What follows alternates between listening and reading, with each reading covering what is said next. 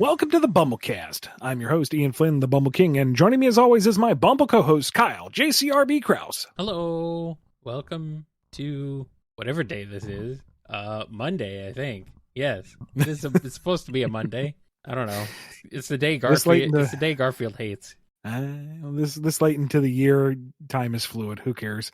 We're up. We're doing pretty much. We're answering these questions that come from our patrons over at patreon.com/BumbleKast, Ko-fi.com/BumbleKast, and our YouTube members. Oh boy. Nice. And just a friendly reminder, because of some recent discourse, here on the BumbleKast, we promise to answer your questions. What we don't promise is if you'll be satisfied or if they're accurate. We're just going to give you answers. Well, we'll hope they're as accurate as we can get them, but I won't lie. You know. But I may not be right. And that's just how it goes. Okay. Oh, discourse. Good old Bumble discourse. Anyway, let's start off with this one from Andrew D. In a recent dream I had, I asked this really odd question, so I figured I might as well. What if Black Doom was the ultimate life form created by Gerald and Shadow, and was the leader of the Black Arms? How would the series differ with Black Doom being the third member of Team Dark, having Mephiles take on his form, working with Sonic during Sonic Prime, being the template for Black Doom androids, etc., while Shadow comes down from the Black Comic to take over the Earth and eat everyone? That blue hedgehog of all places. It's going to be really weird because he's just so off theme visually. I mean, can you imagine him crossing the moon, Sonic Adventure 2 style with Sonic? I mean, it's just weird looking. It'd be cool, but it would be like, what the heck is that? Like, you'd look at it like on the box art and be like, what? How's he going to keep up with no legs? Huh? I mean, he floats. And what, he transforms into Devil Doom for the Bio-Lizard fight? That doesn't seem fair. Speaking of corrections, yes, I know Devil Doom is not a super transformation. I was corrected on that by multiple sources, official and otherwise. Thank you very much. But now I'm just imagining Devil Doom just punching Final Hazard in the face. Get out of here, you ugly prototype. Super Sonic's floating over there going, rocks and glass houses there, big guy. It's like, do I need to be here? That said, evil alien Emperor Shadow would be pretty cool. Like, take pretty much all of Black Doom's garbled mess and just give it to Kirk Thornton. Black Doom, the promised time is upon us. Gather me the 7 Chaos Emeralds. Yeah, that'd be pretty neat. Be pretty cool. Now, here's the question. For the final fight, does he turn into Super Shadow, or do we get like a giant, horrible Devil Doom version of Shadow? Like, take a page out of Perfect Dark Guy and all of his spines open up to real eyeballs. Bleh. Chad is saying biblically accurate Shadow. I guess Sonic Heroes is going to work just fine, though, because the speed type is on the bottom of the formation when you have a flying type. So it doesn't matter that he has no legs to dangle from. He's going to be hanging off of Omega. Yeah. No, wait. Omega's on the bottom. I'm wrong. Omega's just going to have to cling onto that ratty robe of his. It's going to look weird. Yeah. Ew. Don't pull too tight, Omega. I don't want to see what's under that. That's funny. Ew. Gross. Ew. Don't like it. Black Doom riding a motorcycle. Black Doom with a shotgun or with a pump action Uzi. And the biggest reason to not do this is it ruins everything out of Dark Beginnings. Like that utterly heartbreaking final scene. Yeah. Replacing Shadow with Black Doom. I refuse. I'm not even going to riff on that. That makes me angry. I am fundamentally opposed to that. No. That said, what would the Chow look like? Bakuba. Oh no, our thumbnail artists are getting ideas. I don't remember a hatchet being part of the toy set. What in the world? Oh boy. Aren't the animals supposed to jump away after they're done nuzzling? Where did it go? Oh boy.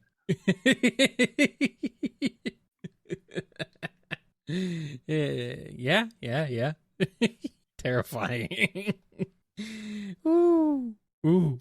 Anyway, we have a question for you, Kyle. Yeah, all right. This one comes from Ann Tales.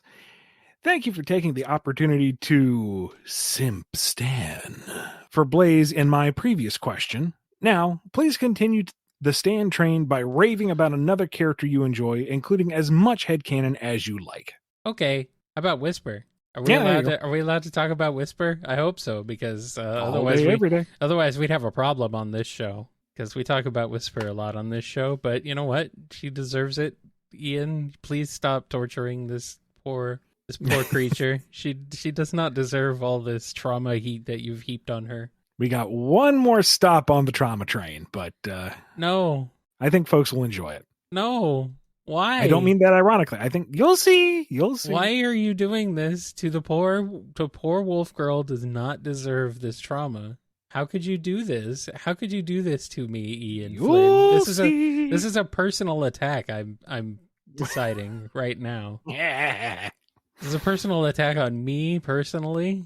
So yeah. Like, she did nothing wrong. She should be allowed to kill because she deserves it. She deserves a little murder as a treat because she's been through enough, more than enough. So, Ian Flynn, you step away. Step away. If anything happens to Whisper, I'm going to kill everyone in this room and then myself. Mark this episode, kids, because I want to come back to it later so Kyle can apologize. If you think that's what I'm going to do. But Whisper is so cool. How could you do that? You don't know what I'm cooking up. I'm going to serve it up and you're going to go, this is just what I wanted. I'm sorry for criticizing you ever. I'm a dumb pants. Yeah, sure. Don't worry, someone else will criticize you for it, whatever it is. It doesn't matter. Oh, it may not even that ends in Y, absolutely. It may not even be your fault, but someone will criticize you for it. To be fair, I have had my faults, and folks have eagerly pointed them out. Oh, they have no problem pointing them out. It's true. Some nicer than others. So, shout out to you guys who know restraint. Yes. Whisper has not been one of your mistakes, though. Whisper has been a delightful character, and but I'm sad that she has to go through so much trauma. But you know what? It makes her a more interesting and dynamic character, and that's what's great about her. So you know what? Fine, I forgive you, Ian Flynn, for now, till I read what happens next, and then we'll see. We'll see. Oh, well. I will say, we're 2 questions in on this topic, and I am surprised that you haven't said Nicole. I know. Not yet. Not yet. All right. This is not the tier ranking I would have expected from you. I'm not ranking. This is not tier ranking. I'm getting there. Just calm down. Just relax. No, you love them more than her. I understand. I'll keep that in mind in the future. Okay. All right. If you say so. She doesn't know who I am, so it doesn't really matter. She's also not real, so it's all good. All right, let's move on to this question here from Aura. I've got the power scaling question and all power scaling questions. Eggman's lowest level badniks tend to be strong in numbers, but not much of a problem on their own, even as the tiniest and least tough Sonic cast members. So I ask, could you, Ian and Kyle, defeat one Motobug with your combined might? Maybe. Do we have tools? Are guns allowed? Like, do we have prep time? Because keep in mind, this thing is like one of those powered unicycles, but with like bladed arms. Yes. Like, we see Sonic take care of them, no problem, but he's Sonic. Yeah. These things are a problem for everyone else in the world. So, I don't know. Maybe if we have a broom and there's a sufficiently steep cliff nearby, we might be able to be okay. Maybe. I don't know. How do they get around again? They're on a wheel, right? Yeah, they have one wheel. They're rolly boys. Okay. Well, can you just push it from one side and have it fall over? Possibly. I don't know how stable its gyroscope is. How well balanced are they? They have arms that can right themselves. Can we throw off the balancing? I don't know. Could we hit it with a car? What would happen if you hit a Motobug with a car?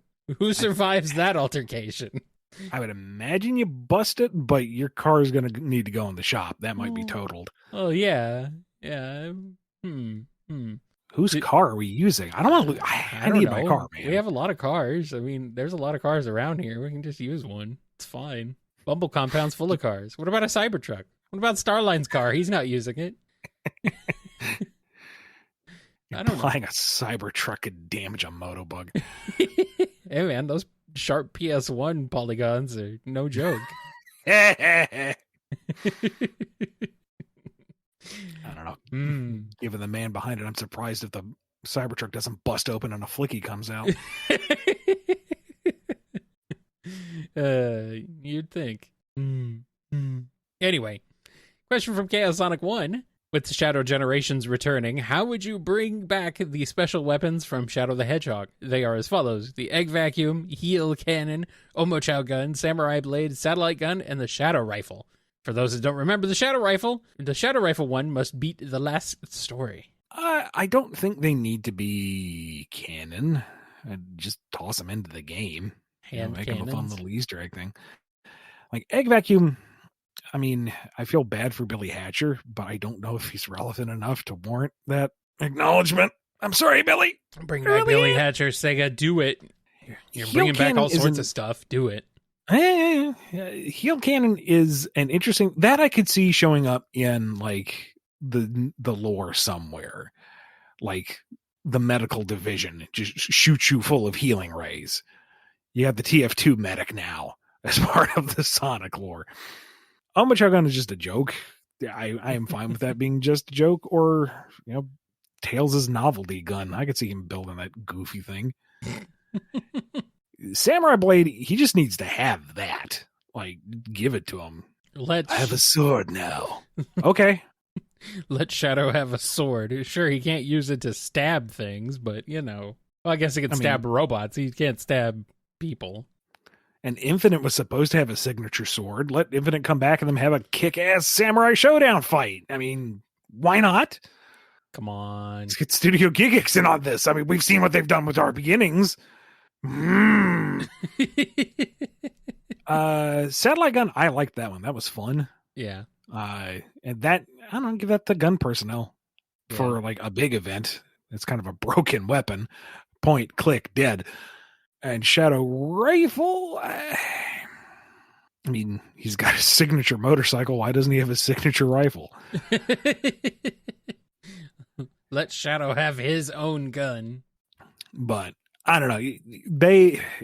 Sega has moved away from that aspect of his character. And if anything, I think it would be safer and make more sense to just use the Wispons more. But I don't know.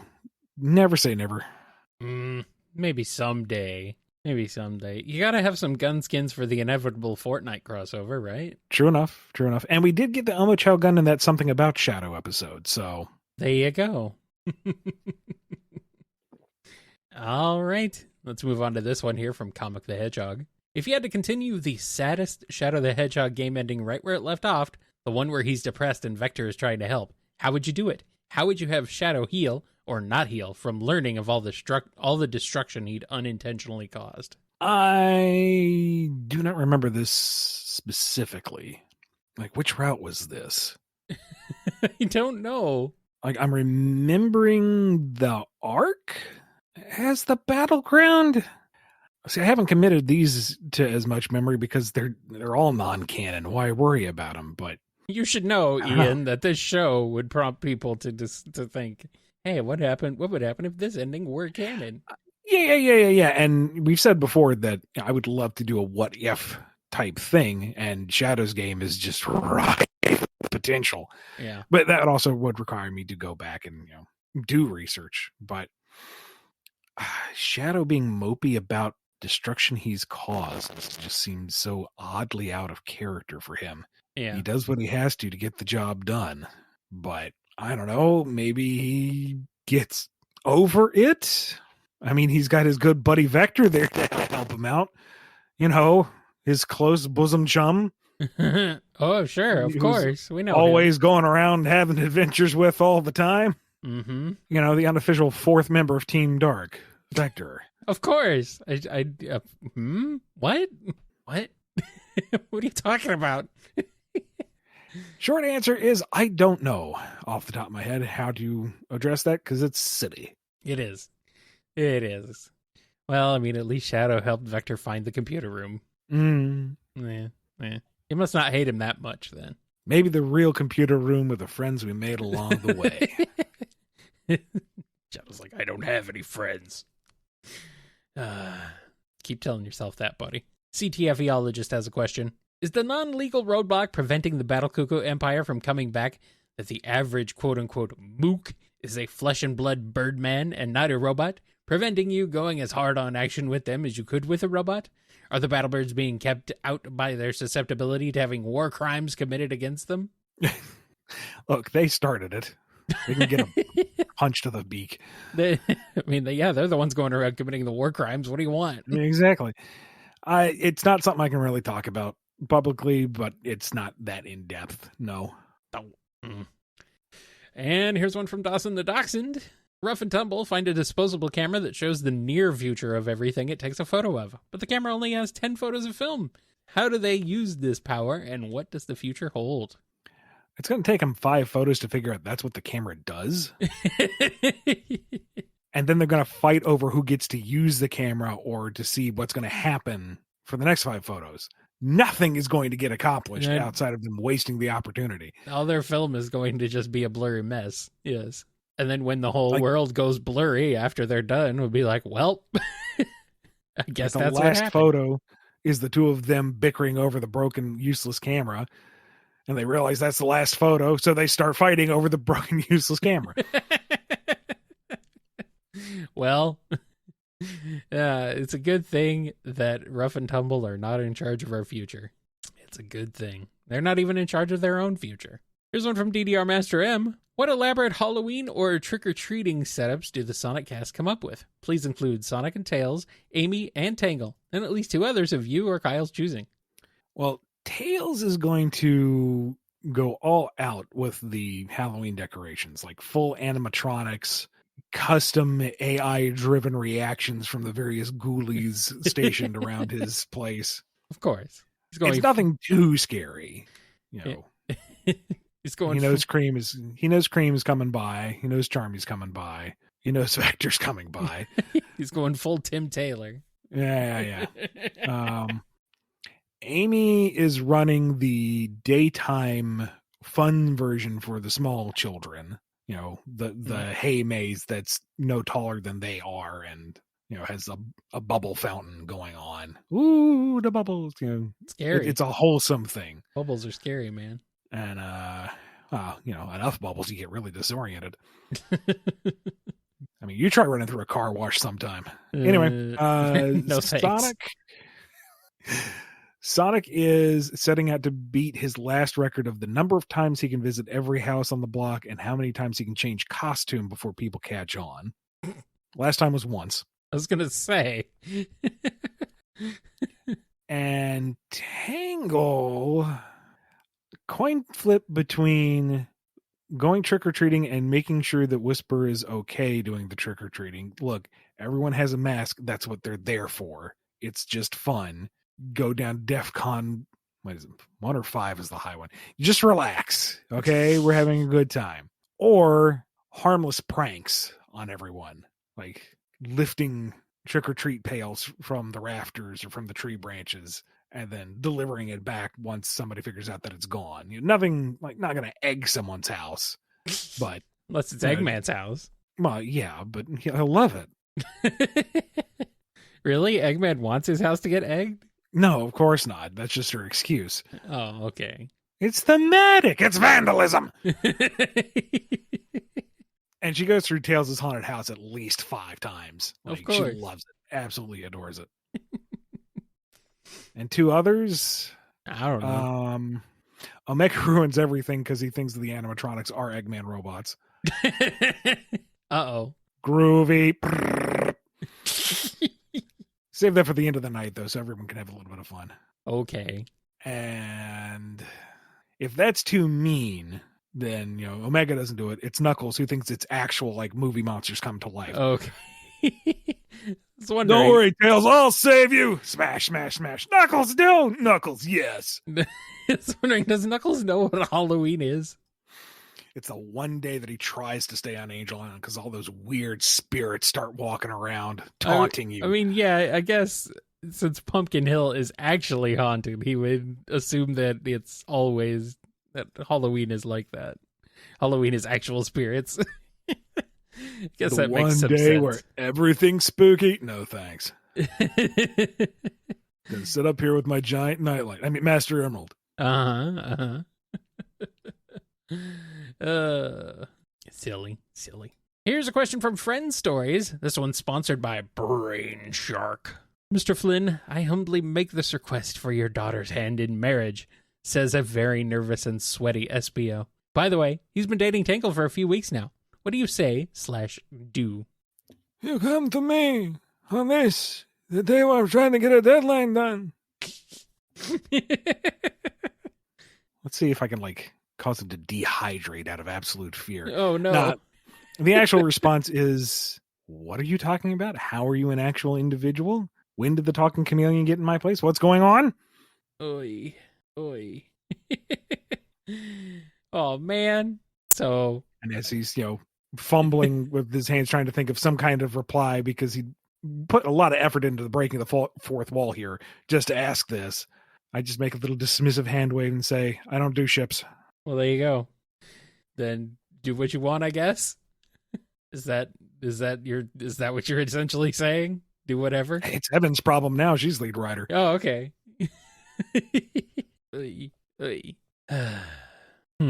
Well, let's move on to this one here from Geo Knuckles. What does Knuckles think of Starfire, Raven, and Harley from the 2019 series? Oddly specific. Also, grammatical question here. I don't remember Starfire or Raven showing up in Harley and Ivy, but is that comma and Harley, specifically Harley from Harley and Ivy, and Starfire and Raven from other DC media? Yeah. Or is it inclusive? Or are they talking about the Harley Quinn cartoon, which was from 2019? I'm assuming he means Harley from that cartoon. And this is not like a critique of the question itself. I'm actually looking at this linguistically, being an English major nerd going, how can we deconstruct this? Do they think because Starfire and Raven don't show up in that cartoon. I didn't think so, but I think I missed the last season, so I didn't know if they No, I don't believe they do. No. I don't remember them if they did, because, I mean, you'd think I would remember them, but I don't. No, I don't think they show up. But, and again, you know, which version of Starfire and Raven? Because we've had a few, but we'll go with, like, as close to base model application of Starfire and Raven. Starfire, she's upbeat, maybe a little too upbeat for his taste, but she knows how to punch and she's fun to hang out with. Raven is moody and likes to keep her distance, and you know what? That's perfectly fine by him. Yep. And Harley is way too loud and energetic for him. She can get off his island. Thank you very much. Get off my island. Get off my plane. I mean, my island. All right, let's move on to a question from Gideon. Using Who Framed Roger Rabbit rules, every significantly different design is a different actor. Current modern Sonic just stormed off the set on a project with a tight deadline. Who would be the best or funniest not currently employed quote-unquote actor in the greatest Sonic franchise, in the greater historic Sonic franchise, to fill in for modern Sonic in this emergency? Devin Max Sonic Prime Sonic? I guess. I mean, if funniest though. But yeah, Devin Mack, I guess. If he's supposed to be a different Sonic. I mean, if we're going by the Roger Rabbit rules, you know, different voice actor, somewhat different interpretation of the character. Yeah. In a somewhat removed part of the franchise. I mean, yeah. And I mean, we know he can do the part. Yeah. Every Sonic is unemployed, though, technically.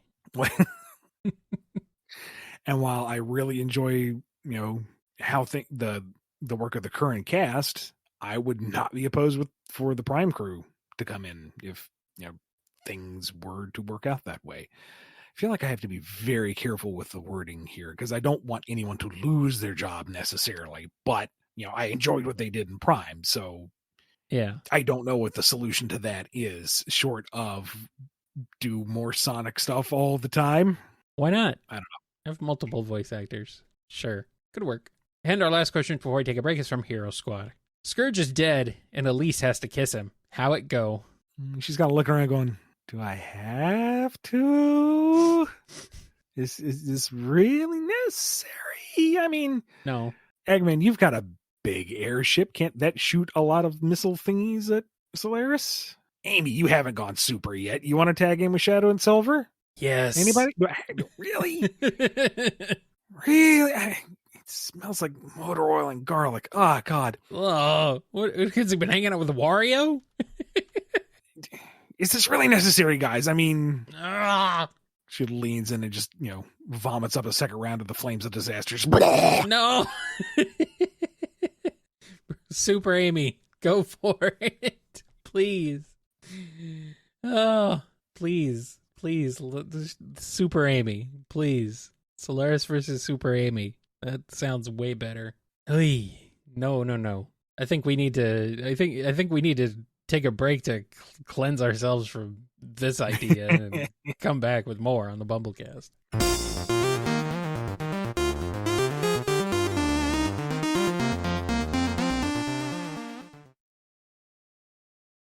We're back and we're starting off with our weekly giveaway question. Follow us on our Twitter, Blue Sky, Tumblr, or Facebook accounts to have your chance to win and have your question answered here on the show. I will have a good intro for this down by 2025, I swear. Anyway, this week's winner is... The Great Webman from Tumblr. My question is, how would you all theoretically incorporate the idea that Sonic is in some way, shape, or form Eggman's kid, like in the Sonic Bible? I do not remember this. In this, hold on, okay.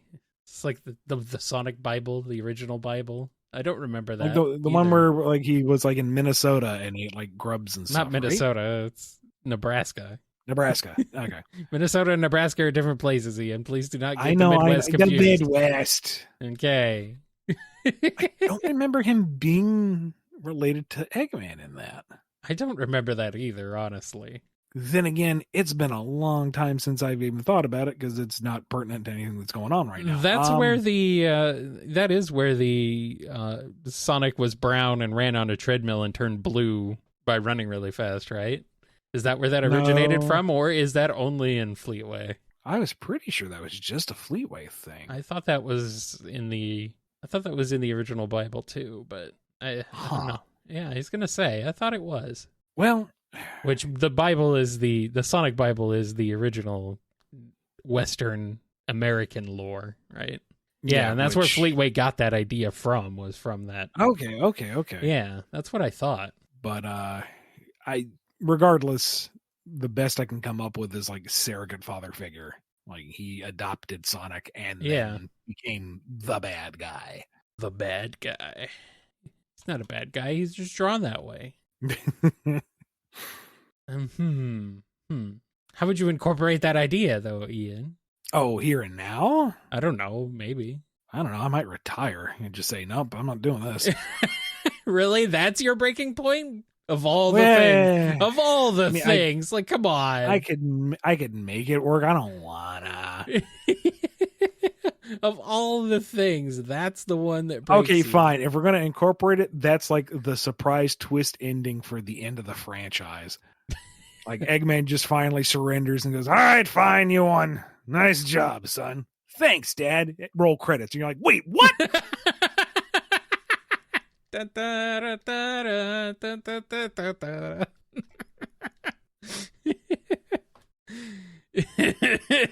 Sure. We'll just do that. It just ends like Star Wars credits. Yes. Just smash cut. That's how I depart the franchise. Both middle fingers up as I dive backwards into the grave. Deuces. Oh, boy. What a twist. Oh, boy. Terrible. Oh, well. Hearts13 has a question. The Prime Archie Sonic universe had Knuckles become a reality-altering living Chaos Emerald. With infinite parallel realities within Archie Sonic's multiverse, one of the alternate Soul Zones, pre-Super Genesis Wave, are bound to have a Blaze transition from Guardian of Soul Emeralds to Living Soul Emerald, Cyan referencing Treasure Team Tango. What events led her to her transformation, and how does Soul Blaze use her deity powers? Maybe it's some kind of global crisis where Burning Blaze is not sufficient. Like she needs to go even further beyond. Soul Blaze. Throw in some Jeweled Scepter shenanigans. Why not? Yep. Mm-hmm. You know, make that her essential hyper state. Maybe.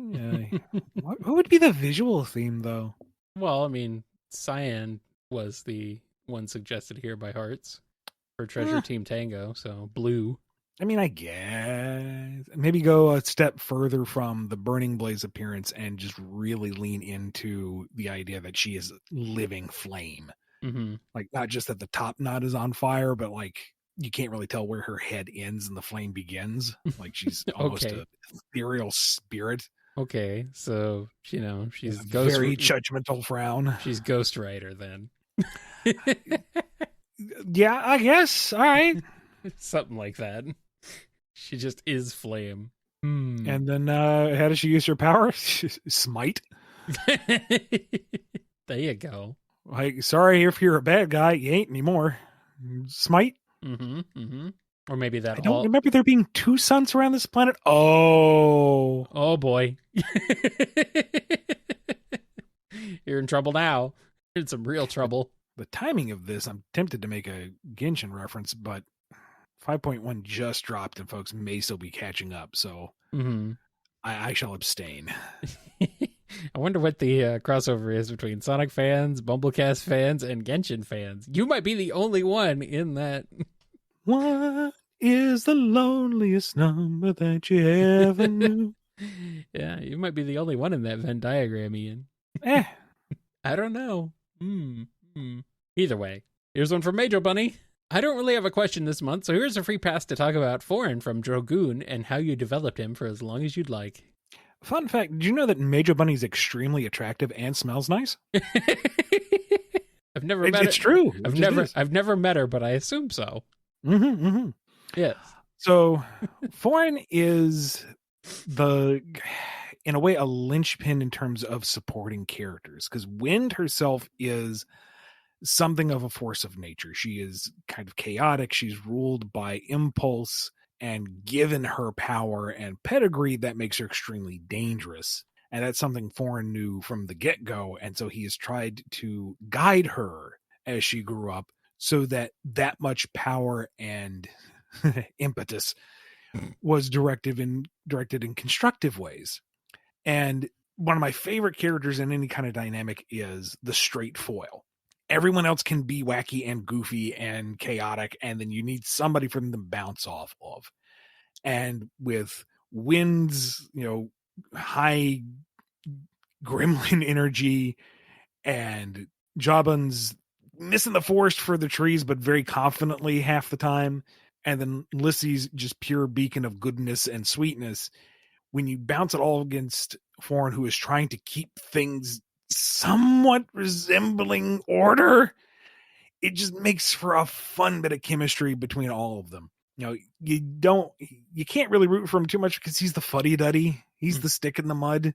He's the one reminding you that you have a deadline, or you have bills to pay, or there is such a thing as rationing. He's trying to keep everyone alive, and that's not fun. But at the same time, you're rooting for him because, oh my God, how are these other three alive? Without him, they would be falling apart. Make a statue of this man. He's the one keeping this ship afloat. And that counterbalance between it all. It's fun, and it just leads to such little snippy bits of dialogue between everybody. And beyond that, there is a very distinctive father-daughter theme between him and Wind that neither of them will acknowledge. They will refuse adamantly that is their dynamic. They're just crew. They just happen to have been together for a long time, and this is how they work. There is no familial bond. They don't actually care for each other. Shut up. And all of that, of course, ties into the greater scheme of what I have planned for him and the deliciously tragic backstory. I can't help myself. How it ties into the greater sociopolitical setup within Ajaheim and how that plays it on the whole grander scale with Galaxant and such and such and such. Foreign's going to be a major player throughout. And there have been a couple times where I've had to remind myself, this is Wind's story when you get down to it. Not Foreign's. Back off just a little bit. Foreign can have a little bit of story, though. You know? That's he's a treat. Let him have some. There's one beat in the overall plot map where it's like, this is Foreign time now, okay? Wind, you're still here, but this is Foreign's story. This will be his book. And the design that Adam has settled on for him is great. I cannot wait for you guys to see the whole thing when it's done. And it's a good time. Good. Also, he's a big, cranky dog squirrel man. How can you say no to that? Honestly. He's a cool character. Come on. He's cool, man. Why do you got to give everyone a tragic backstory, though, Ian? Does Tangle have a secret tragic backstory we don't know about? One time, she had a hot dog, and it fell out of the bun. No! Kyle. In the dirt. Ian, you monster. In front of everybody, so she couldn't, dust it off and eat it anyway. Flynn, you are truly the worst thing to happen to anything. To the universe, actually. You're not even the worst thing to happen to Sonic. You're just the worst thing to happen. One is the loneliest number that you have. How could you do this? How could you?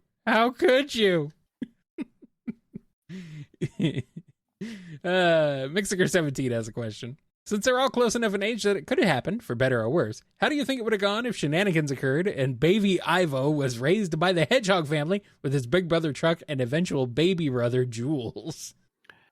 What is this with injecting Robotnik into the Hedgehog family? I have no idea. What a weird theme for the episode. I do not know. This is just a thing that happens. This is just what happens, Ian. Well, from what I remember, it was implied that Archie Robotnik was just a bad egg to begin with, pun entirely intended. But he was just a bad guy. Well, yeah, I mean, from cradle to grave. So I don't think he would find any kind of constructive outlet with Big Brother Chuck. I think he would just be like the bratty, weird, quite literal redheaded stepchild. And, he kind of fails upward, riding on Chuck's coattails as he ascends within the royal system. And he's like, so, big bro, what's this thing you're working on? Oh, it's a medical device that encases people in a robotic shell so that they can be healed at their own time. Really? Can I see your notes? Well, that's terrifying. Oh. Quazzle J, who's here with a question. How does Sage feel about Metal, Omega, and Gemerald? Officially to be determined, but just spitballing here on the BumbleKast, unofficially for funsies between friends. Metal, I imagine there's a degree of familial relations because he is such a standard robot. And also, I imagine with Orbot and Qbot calling him Big Bro, she just assumes, okay, we're family. He is my big bro. And Metal is not really going to argue the point. He doesn't care one way or the other. So, all right, fine. He doesn't have a mouth. He couldn't argue if he wanted to. Omega is priority number one. A rogue robot. So, how dare, that actively is destroying her father's creations. How double dare. And wants to kill the man himself. How double dog darn dare you? Triple dog dare. No, I think she'd actually take him incredibly seriously. Gemerald, on the other hand, was rescued and repaired by Tails. So that wasn't really his choice to turn on father. He can be saved. He can be reprogrammed and made to follow the correct path. She's willing to go that extra mile. She might be fascinated by him. Might be interesting. to As to one her. that's someone who's, manifested something of a personality and a individual drive. Yeah. Similar to her, actually. She's not a robot, but She changes that red coating to gold just to see how that black and gold look feels. Not bad. Yeah. Maybe that's what you'll put on for the formal dinner that Father has going on. For himself and nobody else except for his robots. Mr. President, thank you for joining me. Oh, okay. Yes, we'll take the gag off once the hors d'oeuvres arrive. Okay. Now, about my hostile takeover of, where was it? Oh, yes, everywhere. Oof. All right. Here's a question from Rabbit Haver. Silver lands a retail job, not knowing how miserable it's going to be. How long does he last in the job, and what gets him fired? I imagine he'd endure for a while, in part because he would think of the hardship as just a challenge to overcome. He's faced down fiery demons and gods. He can handle a kind of bitchy middle manager. He's got stronger fortitude than that. Yeah. He can stock the entire shelf with a thought, quite literally. Yeah, I was gonna say he might actually be one of the ones who actually thrives in this sort of scenario. And he wouldn't really want to ascend the corporate ladder either. He likes working with people. Yeah. He likes helping them out with their jobs. Oh, he's got a free break. Sure, he'll clean the bathroom. He don't mind. Anything to help out. Mm-hmm. Mm-hmm. What gets him fired is when one of the other employees starts getting lambasted by management or a rude customer, and he's not going to stand for that. Okay. And neither is the abusive individual. They're going to be launched. Yeah. I don't know. He might get fired for being too effective. You're too good at this job. We can't have you around here anymore. You're making everyone else feel inadequate. Oh, but I could also definitely see him defending other employees getting chewed out by the bosses. Yeah, he definitely would do that. Did you hear what happened to Lucy? There's about to be a cleanup on aisle 9. Otherwise, he works overtime with no pay because he doesn't know any better.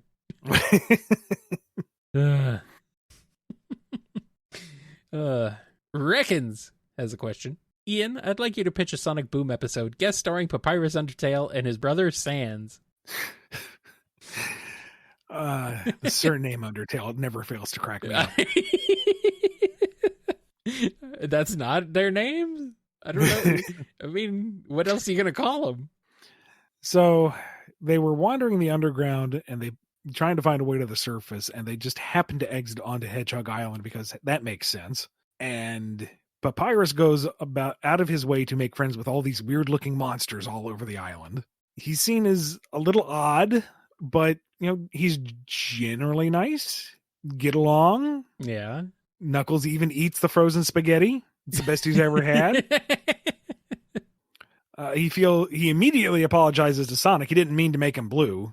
I mean, that's his attack, but he didn't even try it. He doesn't understand how this happened. It sounds like don't worry about it. Running subplot is Sonic and Sans just kind of hanging out at the beach, casually trading horrible puns back and forth, just trying to get the other one to crack. And they say something, and the other one just kind of nods, going, all right. Counter pun. The other one goes, yeah, not bad. Yeah. And then inevitably, Eggman shows up, causes trouble, does something to harm and or discomfort Papyrus. And that's when he's keenly aware that there's suddenly somebody behind him. Oh, no. In which Sans just very calmly says, "You're about to have a bad time." And then Eggman is not there. They can't find him. They're not really sure where he went. He's gone. But they've had fun. The sun is an interesting novelty, but they need to get home. So they go back to their portal in the mountain cave and return to the underground. Well, at least they had a good time. Except for one of them. And then the stinger for the sequel episode is Styx, who has been oblivious to all of this, is rummaging through the foliage in the jungle and comes across this strange little white creature that says, "Oi, I'm Timmy!" Timmy! Oh no! Tammy. Oh, boy. All right, let's move on to a question sponsored by Allison S., but asked by Syed C. How would you handle a Sonic and Spider-Man crossover? So, young Peter, who is interning at Oscorp, is introduced to their new, kind of eccentric lead scientist, Dr. Ivo Robotnik. Okay. You know, Peter, I'm something of a scientist myself. Gee, you think? Specifically for that line. Of course. And at night, Spider-Man is trying to investigate talks of some strange thing that's been running around, helping people, bopping these odd robots that are popping up. Yeah. A lot of mystery of what's coming around. Long story short, interdimensional portal, Sonic and Eggman came through. Sonic's trying to do his best, save the day, blah, blah, blah. Culminates with Eggman attacking them both in a mecha that incorporates every aspect of the Sinister Six. Okay, good. I was going to say, it's the Sinister Six Eggmobile. Oh, that would be pretty awesome. Yeah. Pretty straightforward, but pretty awesome. Sonic and Spider-Man first meet when Peter has to save him because he mistook the lizard for Vector. Oh. Oops. Wow. Is Sonic just as blind as Amy? Look, it's dark in the sewer, okay? Okay, well. You think you'd realize if the lizard makes very different noises from Vector. I mean, you couldn't tell. It did seem a little off. He was wearing a lab coat. I don't think Vector has his degree.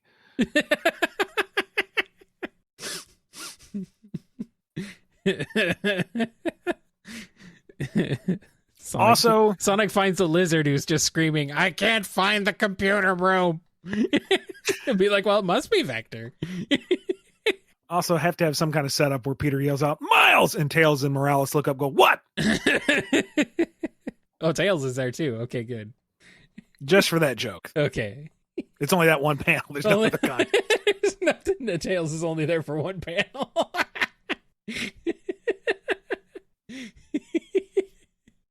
Good.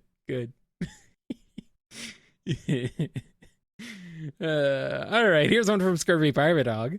Sonic and Surge are ready to fight, but then Mr. Dr. Eggman from Sonic Prime returns. He wants revenge on Sonic, but since Chaos Sonic didn't work, he's created a Chaos Surge. What's this robot like, and how does Surge react? This is every hyperbolic thought you had about Surge made manifest. Like, Surge, no filter, and she was barely filtered to begin with. Like, if there is a bad take to have on her character, that is what Chaos Surge is. Chaos Surge says 4-letter words. And Surge is just disgusted. She's supposed to replace Sonic, and now she's being replaced by a thing? And Sonic's like, I don't know, it's pretty on point. You shut up. Oh, boy.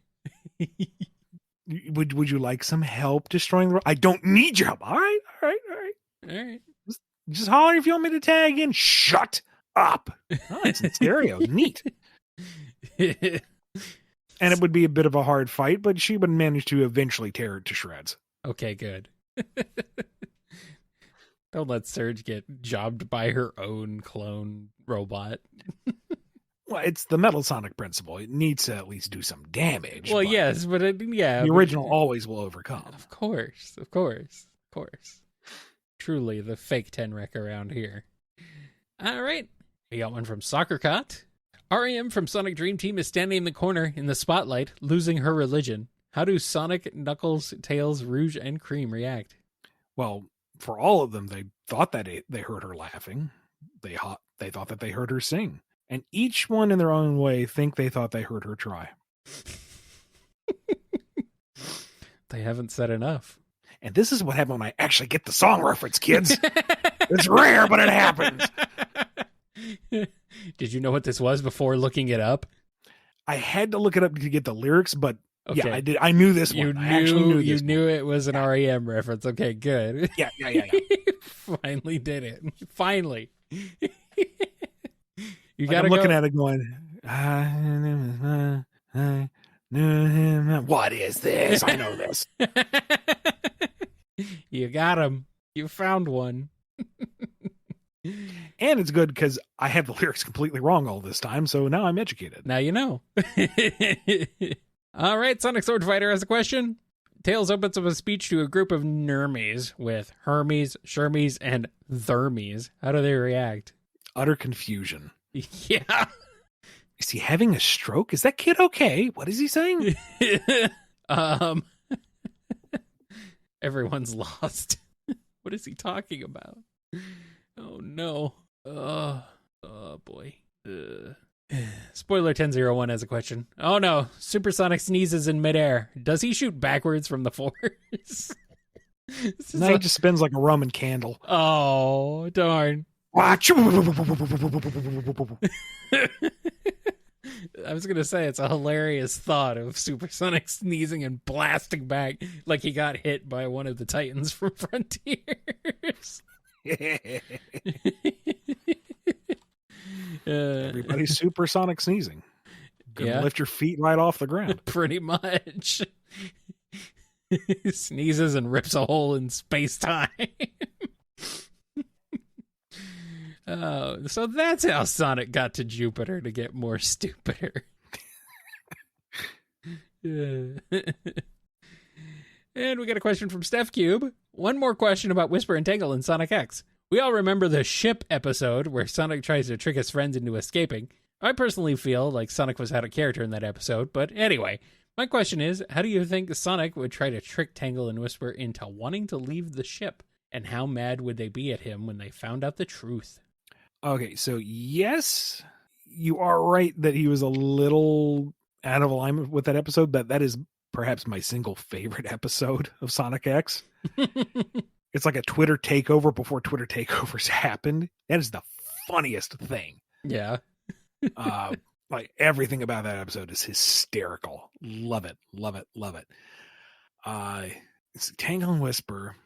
Tangle doesn't need any convincing to help him get off the ship. He just has to say, hey, how far do you think you can launch me with your tail?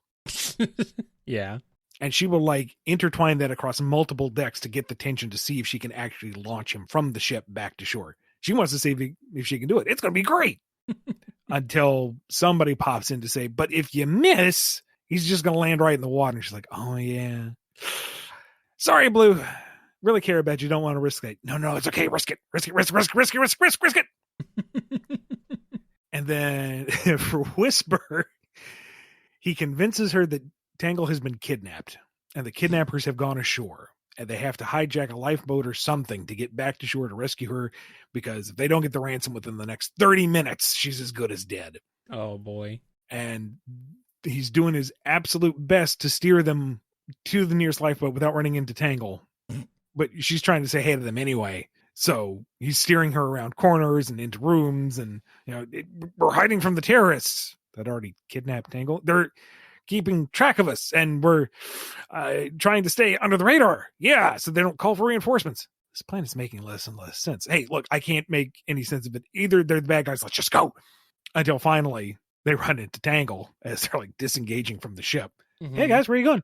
So I was like, oh God, you're free. And then the rest of the episode is just Whisper stalking Sonic for revenge. Oh no. Good, get him, Whisper. One bit ends and he turns around and there she is, just like with this radiating aura of anger. What wasn't the lens on your mask red? Oh no, that's your eye. Good. Amy, you have to get the ship, Sonic. We're here for evasion. No, you don't understand. Whisper will kill me. Do it, Whisper. Do it. Whisper, come on. Do it. Save us. We'll be the hero we deserve. All right, we got one last question. It's from Twilord. Can we safely assume that every generation of Robotnik somehow has a kid with an ancient alien civilization? If so, since we know there are plenty of bird folks and humans and Nermies can date, have we unknowingly met any other bird-based egg cousins? Well, I mean, if you look at Storm, he basically has Boom Eggman's body type, so... Well... I mean, he's got the little glasses, too. Yeah. Disprove it. Yeah. Long lost third shameful branch of the Robotnik family tree.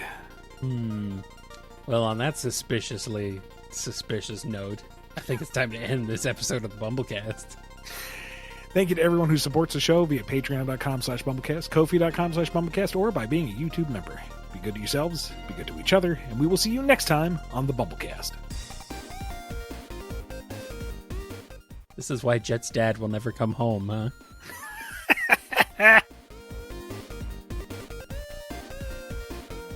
Do not want. Do not want. No. Instead of Scourge, he's scorched. Why couldn't Eggman just kiss him instead? Someone else. Well, then he's just looking at Elise going, can't you just sum up another fire monster just for funsies? I really don't. Ow. Being told that we're creating some weird crack ships today. Have you listened to this show before? That's what this entire show is at this point. This is all you guys, this is all anybody does now.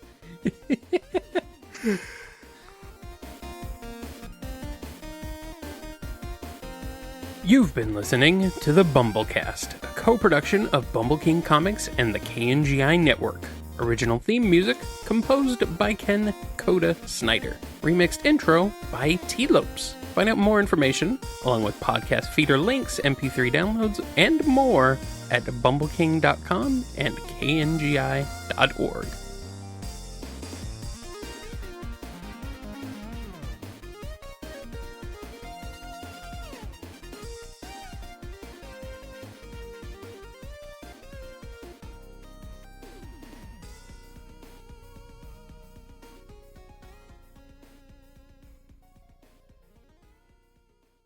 Last couple times, it took me a day to get over it. Yeah. I know I had like a stuffy nose a little bit, but it really wasn't anything to write home about. For me, it was more the fever and body aches. I didn't have any of that. Like there was I don't know how many hours, but there was a brief period of just, let me die. And then once the fever broke, it's like, what is dead can never die. I am Asura, High Reborn. Yeah, pretty much. Yep. But, if we're going to be doing that much traveling and exposure to so much people. Ooh, be careful. Gross. Disgusting All right. people. Who knows where they've been? So let's knock out some recordings. Then I got to scoot to the grocery store for some last second Thanksgiving groceries. And then Okay. I'm calling it a night. I'm done. Good. Sounds like a plan to me.